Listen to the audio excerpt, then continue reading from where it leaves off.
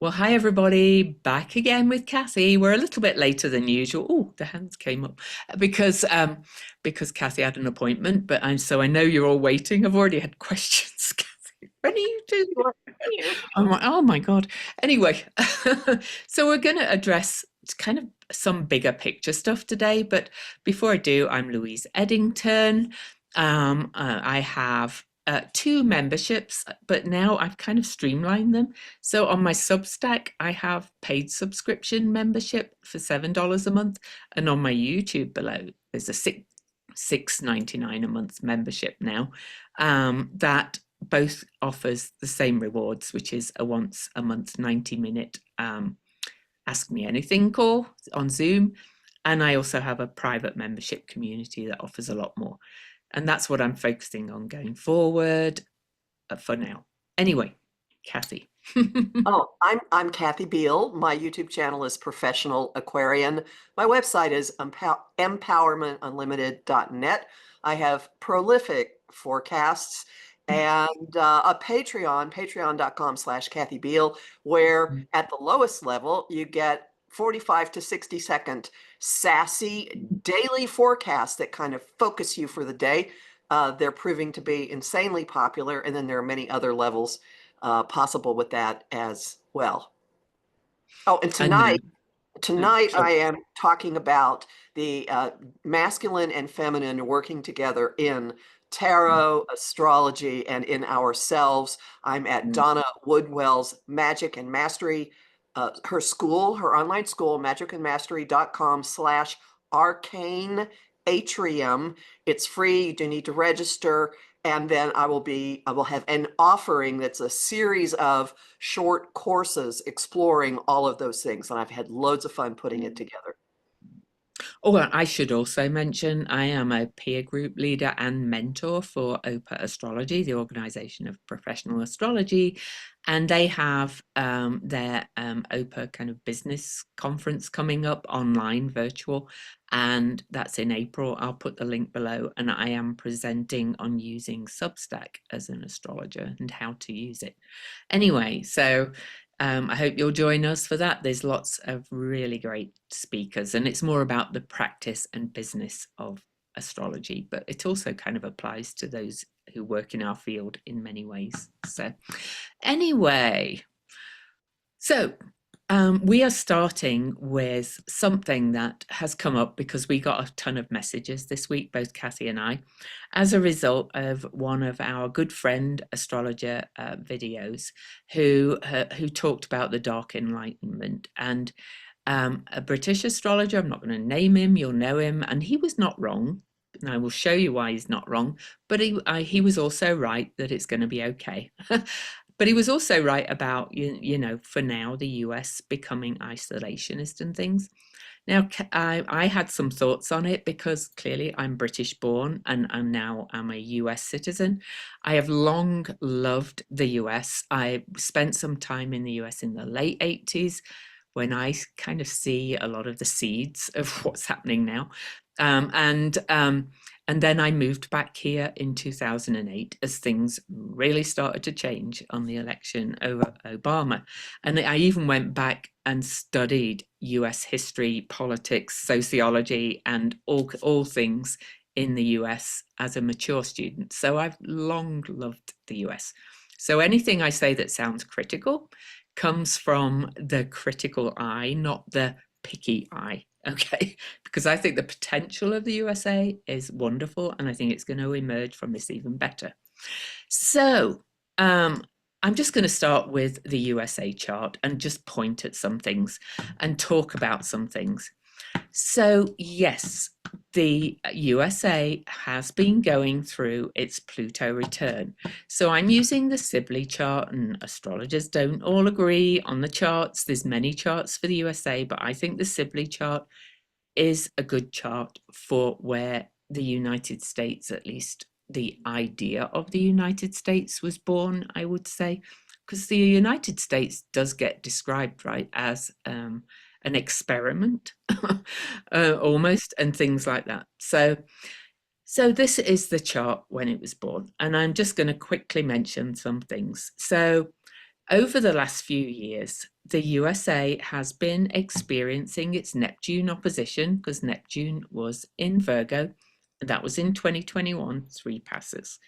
It's experienced the exact Pluto return, 27 degrees, in 2022, and is also been experiencing its Chiron return from April the 20th to February the 18th, 2025, and then is coming up to another Uranus return. Now, these are all big.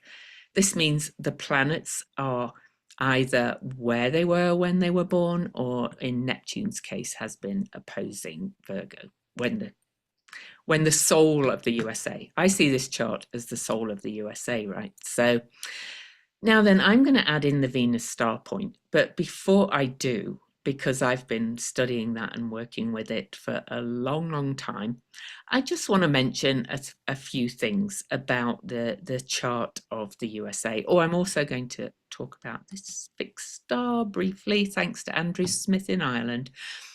But the USA's chart was founded, and it has most of the planets really in this side of the chart, this hemisphere. This is the midheaven, 1 Libra, this is the IC, 1 Aries, and most of the planets are on this side of the house. And most of the personal planets, Mercury dips into the 8th house using the house I use, but most of them are in the 7th house, Gemini, other people, alliances, all that kind of thing. And this is also from the soul of the country perspective, in my view. The phrase I love to use, thanks to Patricia Walsh, is the 7th house is about how we have compromised ourselves for others. And all of this, to go to the words of the other astrologers video and how I saw the USA before I moved here, because you don't really see it till you live here, was that, the USA just gave to people. Like, we did USAID and we did all these things and we looked after the world. But you look at really the essence of it, we didn't take care of ourselves. We don't have healthcare for everybody. People go bankrupt because of healthcare. There's lots of things like that. We got to, and this is bigger picture stuff. We got big money into politics, which is kind of just, really corrupted politicians on all sides. Not all the politicians, but a lot of them. The Democratic Party is also at an all-time low in the polls. So I'm trying to just pull in a few big threads. And then we see, MAGA with its ultra nationalist kind of protectionist kind of energy. And I think the USA has all these returns, all these kind of things have been saying, you've got to look inwards now and go pull the Cancer shell down and go, how are you working for the people of the USA in big picture? I've long said the Constitution's probably going to be rewritten before I even looked at all of this, or changed in a lot of ways after this big time of transformation. All of these things are transformational. Anyway, the VSP, or the Venus star point. I'm going to talk a little bit about the natal Venus star point, and I'm just going to draw arrows. I just want you to see the bigger picture and to reassure you that this change is going to come really fast, my opinion, and we're going to be okay. But probably not fast enough for most of you what you want, but anyway. So in this chart, the Sibley chart, the natal Venus star point, which was the one before where the Sun and Venus met before this date, was at 1 degree Scorpio. So that was in the 11th house, which is also kind of like friends, big alliances, things like that. And that's the head. But then we have 2 support legs on the 5-pointed star, and one of the supports was literally the IC, okay, which is the root of the chart, which is the basis of support of the whole chart in many ways, emotionally. And on that 5-pointed star, when the US was born, the Venus star point was at 2 degrees 50 minutes of Aries. Well, fast forward, and it was a morning star. So fast forward, we just had, and this will all come back when Kathy goes through all the aspects we've got going on now. We've just had the new Venus star point at 2 degrees 39 minutes of Aries. And this is a place of rebirth in many ways. The rebirth is coming from the inside up. It's looking at the very root of the formation of the country. All the transits are kind of bringing this, revealing everything that's wrong. So, we're hearing calls for new leadership for the Democratic Party, but clearly, we can see what's changing with the other side, but it's also calling for the country to finally come together as a people and to say we are all in it together, and to really make sure the country kind of works for everybody, and then we can help others in the bigger picture.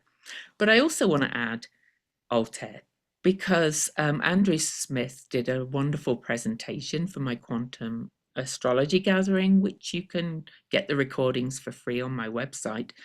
And he looked at this.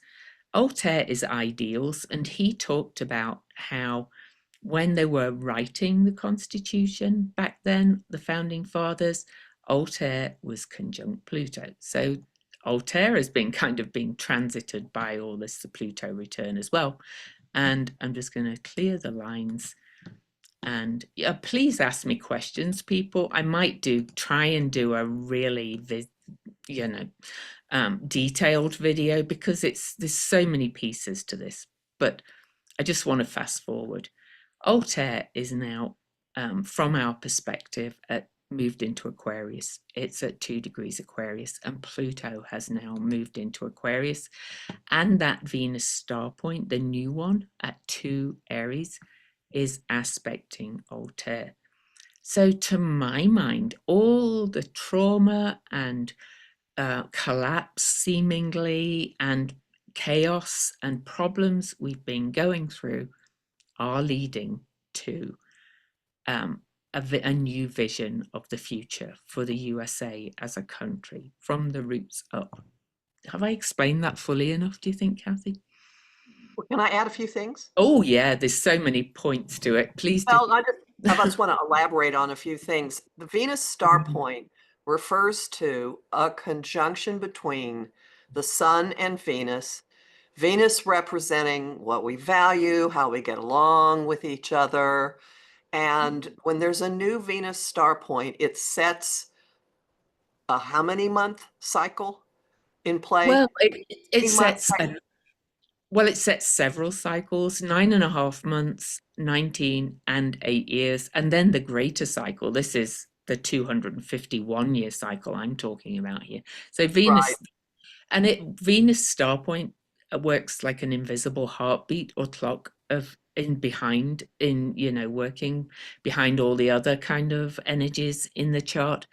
And so not only has the USA been having Pluto return, which you hear a lot about, but it's also had the Chiron return, it's also having the Uranus return, but it's also been having this Venus star point return. And it's returning to where it was when it was birthed in a million ways. But Aries star point is new beginnings and new starts, and it's new creation. And so let's, bigger picture, when the USA was formed, 1776, the day we celebrate at least, to go fast forward to when the Constitution was ratified, that was a Capricorn star point. Okay, and that's the rules, the structures, the literal Constitution. Okay, so this is going to be a process, and I think the Constitution will be rewritten to fit the ideals, because they were, it was admired all throughout the world, the seventh house in many ways for this constitution that was built by the people for the people and all that. But when you're in it, you realize it wasn't built for everybody. So so anyway, yes. But the Venus star point is, it's kind of like the gifts of Venus when you are born, and the USA really is kind of looking at, were the gifts of Venus really fulfilled in their natal promise, if in the country's natal promise. And in many ways it wasn't, and it's got corrupted in many ways, which happens, and a lot of it to do with Venus, money. I mentioned it, money in politics, things like that. So many pieces to it. So to go back to the prenatal Venus star point. So we've also, that was in 11th house. I think we're getting down into the soul Scorpio, because it was a Scorpio star point, and rebirthing. And that wasn't that Biden's message? The soul of America. So, you may not like Biden as a person, but all these people are kind of voicing this rebirth, and Pluto is deep soul and deep connection. So anyway, just to reassure people that we're at this point of massive, massive rebirth. So, all the bits in between, when you hear that, well, the Civil War started when Neptune went into Aries again. Fast forward, we're going to have to the video that scared people. I see Saturn in a way as kind of like the dark enlightenment being shown to us. Saturn can represent darkness in many ways, or the heaviness in some point, but we're seeing it now. Who had heard of the dark enlightenment not long ago? But it's being brought to light so that we can say no, oh no, we don't want that. So Well, two things I'd like to add to this.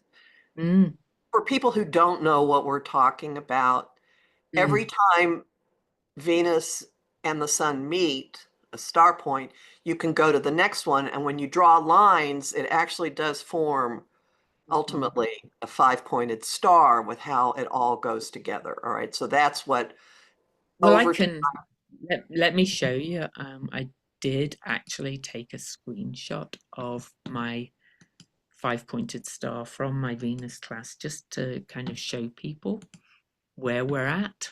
Oh, hang on. I've got to bring it to the front clearly, so before it's all show. and I have one more thing to say about this once you get Yeah, it up. while I bring it up, yeah, you say about it. So where are we right now in This is the new one that came on March the 22nd. So this is from my Venus class, because I just did. But this, if you like, is the USA's star point that it was born with. That 0 Scorpio one that's coming up in 2026. But there was one before that was also, because they go backwards over time by just 1 or 2 degrees. So this is a big process of change, going back through the signs. Yeah, but this is the new one we've just had, right at the IC of the USA, and we'll have one more in 2033. And I'm going to suggest the rebirth. We're going to come out of this awful time very fast, but then it's going to be a renegotiation of how it all works, a bit like it was in 1776. The USA was declared independent, but it took a few years to write the Constitution and the rules right. yeah, 12 or Yeah, 13. there you go. Yeah, birth Well, of oil. It was about a Neptune cycle, by the way. It was, or a Neptune through a signs. Neptune was in Virgo, and then it was in Libra about 11 years, 12 years later as well. So, which is where it was during the peace and love generation of the 60s. So have yeah. faith, people. Can you put the US chart back up, please? Yep. All right. So one thing that scared a lot of people in other commentary was pointing out that right now Neptune is on the 30th, Neptune is moving into Aries. It'll be for the first time in 150 years. And Mhm. it'll be on the IC, which is the doorway to our base, the doorway to Mhm. homeland. It's like where the country is grounded, what Mhm. our sense of home is. And then at the end of March, Saturn is going to move in that spot. And next year, the two of them will meet Mhm. exactly on that spot. And so there is, and then the conclusion was made, this is a period of incredible isolationism coming. Mhm. I would say something differently. And I would point out that the Venus star point happening there before these two bodies get there means we've already seeded a new way of how we're going to value what we're going to value, how we're going to deal with these things. Neptune moving into Aries is, I see, our own individual link to spirit or guidance, not picking up from other people, not having someone else tell you what it is. Maurice Fernandez points out that Mahatma Gandhi was born with Neptune in Aries. So it's kind of like we're each our own spiritual warrior, our own acting on spiritual guidance. And I see the Mhm. probability when Saturn also moves in there at the end of May, Mhm. that it's going to be like our own internal governor locks into place, that we have an innate mastery, an innate knowledge of how to harness this energy and work with it. And it's already happening where female warrior goddess energy has just seared that spot. So Yes. I think that's very, very positive. And that piece was not taken into account in Mhm. the message that scared so many people. And I think also, this degree, zero Aries, I couldn't find where Saturn and Neptune had met at this world point of creation before, as well as it being on the Venus star point. Everything is converging right now. Just to add to the energy of it as well, Saturn, boundaries, and Neptune, kind of expansion and boundlessness and all of that. I kind of feel like, to go back to how my point about how the USA had always seemed this way to the outer world and had not really looked after its own internal affairs. I think there's going to be a rebalancing of that in a very healthy way because of these two meeting Mhm. That there. would fit. Yeah. Yeah, there's just so many pieces and so many ways of looking at this. But I've called it a reckoning, all of this. There's other pieces that I could have brought in, but I think we're going to see we're already seeing the seeds of the change coming up from underneath, which is what Kathy and I have been trying to talk about on a weekly basis, with all the transits, and we've been trying to highlight the people whose voices are emerging, because this really at the fourth house cusp, the root as well, is also the point where things are going to emerge and come up to the top of the chart later. So people are emerging, new ideas are emerging, voices are, well, they're old ideas, but they're new too. But there's many ways this is going to really kind of start happening quite fast. In August, Venus and Jupiter meet right on the sun of the USA, which I think is lovely as well. So, you know, just people have hope. Don't try not to just hear the kind of fear words that are out there.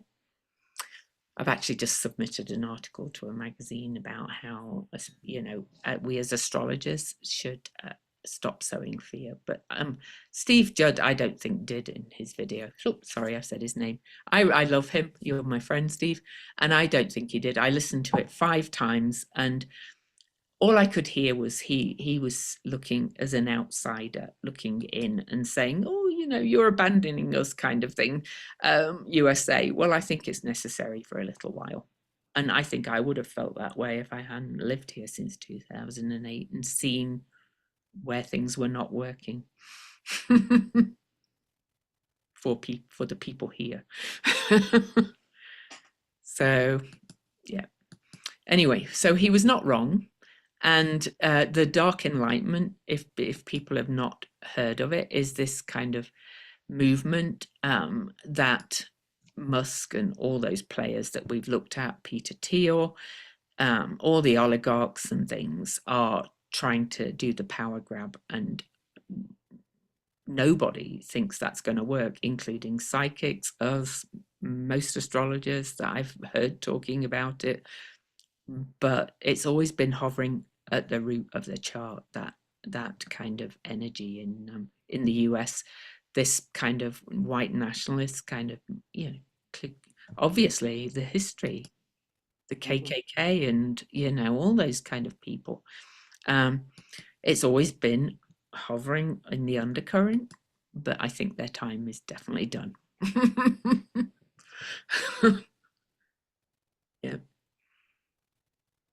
There's positive sides to that as well. There's many Black astrologers have said Saturn is related to Black people. So, I think they're kind of going to take their rightful place in the Constitution, as are women, Venus. Right. Yeah. Right. And the way things look right now may not bear any relationship to what's really going on, which is a strange thing to say, but we have a pileup of planets at the end of Pisces, and very illusory, very, very, very illusory. And that's why we encourage every week people to start do their self-care. In my Venus class this week, I said have a digital detox if it gets to you right now, because this pile up at the end of Pisces is peak chaos and gaslighting and delusion and illusion and fear. So if it instills fear in you to hear what's going on out there, it's okay to take a cleansing self-care break right now, because we're kind of at the peak turning point, and most of it's not coming to fruition anyway. Judges are blocking it and things are coming to light, which is what we're going to talk about now. Yes. I want to point out a few things in the news that are playing out, astrological forecasting that we did. Now, last week there was that Mercury met the sun, so that's called the Mercury cazimi. Mercury retrograde in Aries, and then Mercury had a handshake or opportunity aspect or sextile with Pluto, big money, secrets, criminality. And right when those two things happened, news broke about that Signal chat thread about bombing. Okay, so first off, there's a journalist who was added to it. Mercury rules journalists, Mercury rules the chat, Mercury rules things flying through the air. This was all about bombing, about war. It was all Aries. It was all governmental people. So that was the sun part of it. And and the we had mentioned like Mars, war, battle kind of issues many times. Maybe that was the one. maybe Yeah. this is it. But so two things growing out of this. First off, Mercury was retrograde. All right. Supposedly this was a mishap. Who knows how this journalist got added to the chain. Mercury will be back in that spot April 20th and 21st. So that's a point when you can expect more to come from this. Why do I say there is staying power in this, besides the fact that this violates many laws? Well, the event, the chain itself, took place on the lunar eclipse of March 15th, the Ides of March. And several things coming out of that. That eclipse, which was at 23 Virgo with Saturn with the sun. That eclipse formed a configuration with Trump's chart called a Grand Cross, which kind of like splayed him in multiple directions. Saturn was at the midpoint between his sun and the moon, so there's huge issues of accountability and other countries because it's in his house of allies and open enemies. One of the people on this thread was in Moscow when it happened. It's since been revealed that Pig Headseth has and Musk has a Russian email address. German intelligence has been looking at it. We said foreign intelligence was going to bring information back. This is not going away. It also does a similar thing to Michael Walz's chart. It makes a grand cross for him, so he's being pulled in multiple directions. It was on Pete Hegseth's Saturn, how he uses his responsibility or not. And this event, I said March 15 was when the wrecking ball was going to hit Trump for the third and final time. And when this news broke, the wrecking ball itself, Uranus, was exactly on his midheaven. There are repercussions from this. People say, well, what does Trump do with it? He's the top of the administration. He's the one who appointed these people. And Well, and it's Republic. he's just energetically, he's the leader of it. So of course it's got to do with him, you know? Yeah. And the Republican head of the Senate Armed Forces Committee, and actually both the Republican head and the ranking member have demanded that the Inspector General of the Defense Department look into this. Now, the Pentagon said it was going to look into the leak. Pam Bondi, the AG, has said, oh, there aren't going to be criminal charges for this. I'm not so sure that something big isn't going to come from this. And again, Louise and I have been saying information is going to come out of Europe, and German intelligence has taken it upon itself to do lots of research about these people and to tell a leading news magazine in Germany called Der Spiegel, the Mirror, which hates Trump, by the way. And they've found all kinds of personal data easily available all on the web about these people. Benghazi. Okay, so I say that to you. Oh, can I just add one thing? You know, just to go back to that Venus star point at the root of the USA's chart, the article itself was printed pretty much on the Venus star point as well on that day, which was also the halfway point between eclipses. And that was right at the base of that chart. So going back to the basis of security for the whole country. So anyway. So there will be more. There will be more to this story, and April 20th, 21st, keep that in mind. But in the meantime, we have been saying, and that eclipse, redrawing boundaries, redrawing relationships.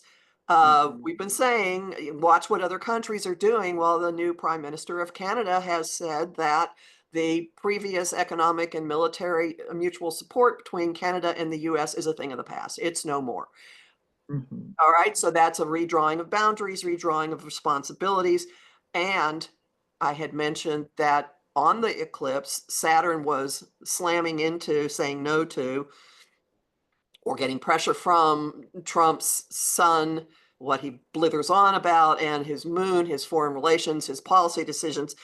Virtually, we now have far more than 130 lawsuits against him, and virtually every court decision has been no, no, no. Workers have been ordered back. Agencies have been ordered not to shut down. Almost every court is saying no, no, no. The defense DOJ has made a thoroughly ridiculous argument in the case with the Venezuelans who were sent after a judge said, no, you don't. And that's going to go up to the Supreme Court. That will be fascinating to see. So things that we've been saying are happening. So where are we right now? Okay. Venus is retrograde. It has gone from Aries, from warrior goddess mode, back into Pisces. Venus met Neptune on the 20th. Yes. I'm just going to share the chart now, so I can point so people can see it if that's all right. Can I just add one other thing that's been happening in the news? Talking of looking for things that are happening, that are changing. There was the guy in Pennsylvania that won the state Senate race, the Democrat. Huge swing. Now, again, he was also like, you know, a more kind of, I don't take money from corporations kind of Democrat. So these are these people that are rising. There's one in Florida that could flip a heavily red seat. Weiss. Anyway, all of these things are starting to shift. Anyway, so. Yeah. carry on. Sorry. I did Oh, not mean to so interrupt. Yeah. Venus retrograde started on March 1st. Mhm. Venus started at the degree where this weekend solar eclipse is happening. She's been going back through Aries. We've got people going into the streets, people being much more vocal, fighting for what they believe in. On the 15th, Mercury went retrograde, traveling through the same area. So we've got dual retrogrades going on, digging up all kinds of stuff, particularly having to do with use of force, Mhm. bullying the military. So on the 27th, Venus slid back into Pisces, met with Neptune, the ruler of Pisces. On the 29th, Mercury retrograde is going to go back into Pisces, meet with Neptune. So we've got this Neptune conjunction sandwich on either side of the solar eclipse at 9 Mhm. degrees Aries on the 29th. And And what Mercury and Neptune are meeting at the very last minute of the zodiac, just to add. That makes it even more powerful for this endings thing.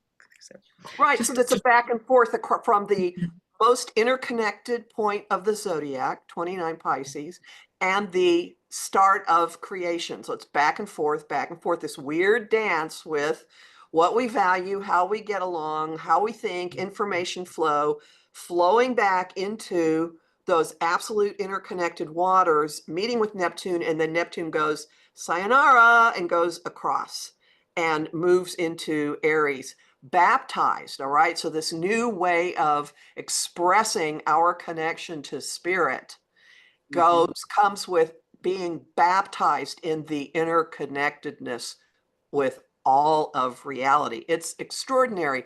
And then the solar eclipse in the middle of it is ending a 2-year process of rewriting our relationships with eclipses in the signs of Aries and Libra. They started in March 2023. This is the final one. It is shooting us out of the fog forward like crazy. It's setting Mhm. off NATO's chart. So Oh, we've been saying we expect something to come from NATO. And usually eclipses are not single day events, they play out over a period of months. It's extraordinary that a defining event occurred on the lunar eclipse on March 15th. It took us a while to learn about it, but it did happen then. So I'm betting something really attention getting occurs this weekend. And then next I know. week, Look at when the eclipse is. This is Utah time, but this is very early tomorrow morning. So things are going to start happening fast. So, you know. it'd be a crazy Friday night. Next week on April 4th, a lot of change. So this is all clearing and making a lot of things happen. But by April 4th, there's this very weird possibility of getting a handle on things. Saturn, Mars and Saturn both sextile Uranus. So how we push forward, maybe the military, maybe the government, maybe the courts, maybe just our own standing up and saying, I'm going to be an adult about this. Both of those have a like an open door, an open window relationship to doing something wildly different, very, very suddenly. And Mars and Saturn are uh, in cahoots on that day. They're in this flow. It's called a trine. Mars is traveling through territory that it was in late in October and again early in January. If somebody out there in a position of power does have information about things that Mhm. happened, then it's gonna something will happen and there'll be movement on it. And this is going across in Trump's chart. It's going across his natal Saturn. So where he trips himself up or where he holds himself back or where he is called upon to act with responsibility, but that's not.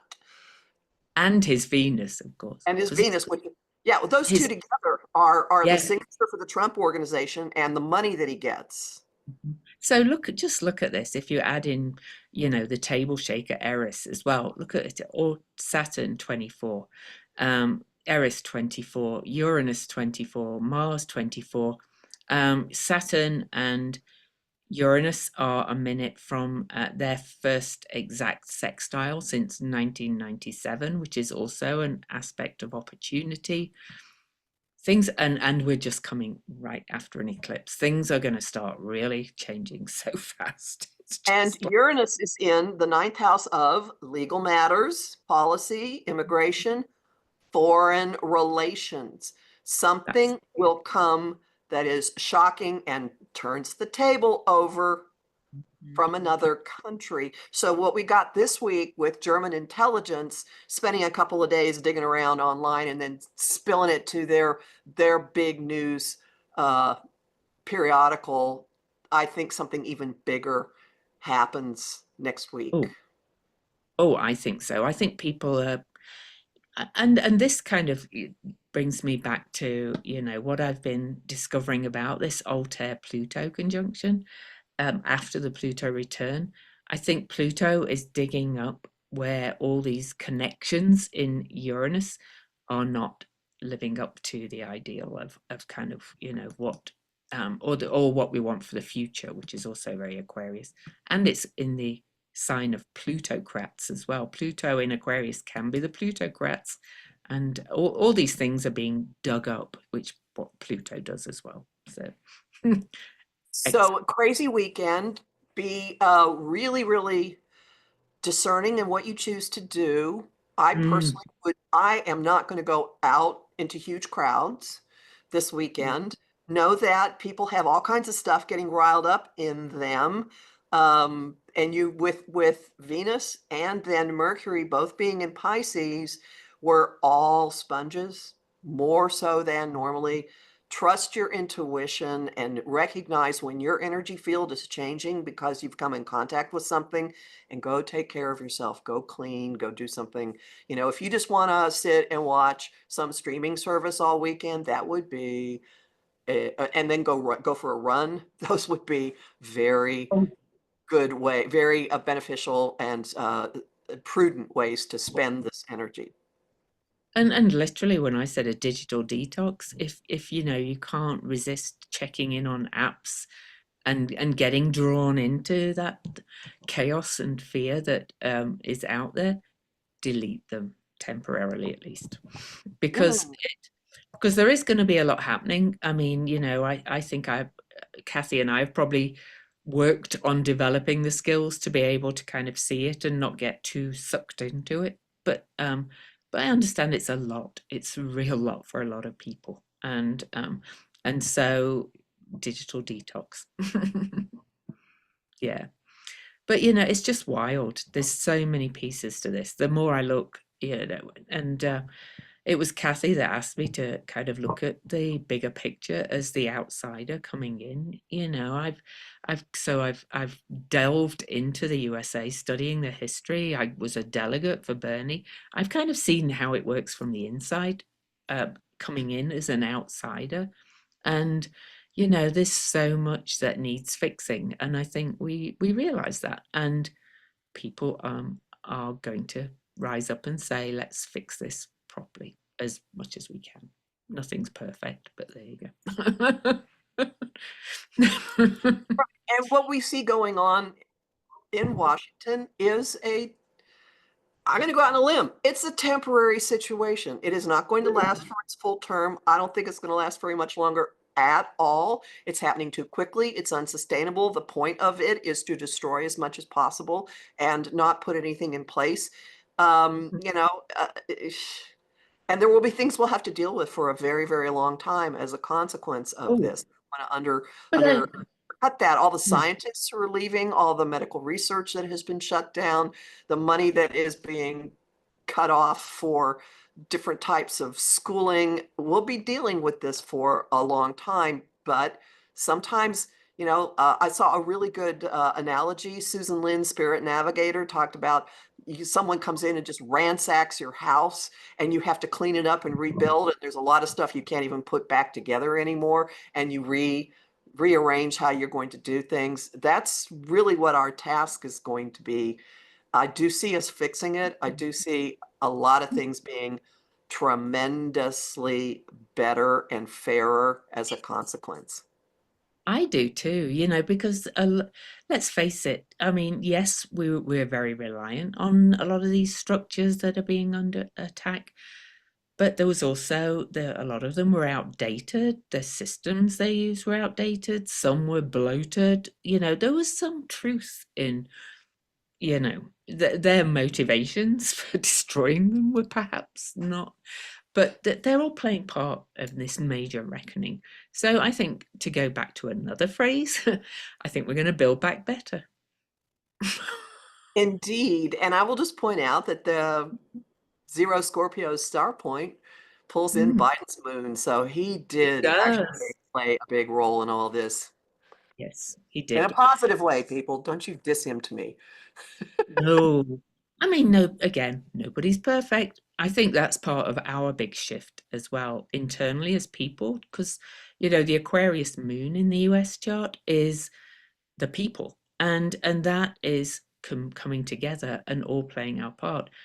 We've Yeah, I'm shocked by how few people vote here, for it to be quite honest, or how people do not get engaged at all in the process. I'm not saying everybody has to go to Washington, but just understanding it and interested in it. It's and it's time for that to change too, I think, as well, and I think that's going to change too. I have summed up what's going on at this moment as throwing us into the challenge of independent living in an interdependent universe. I'm Yes, very, very pleased with that phrase. that is a very wonderful phrase. Yeah. And I love Heather Ensworth.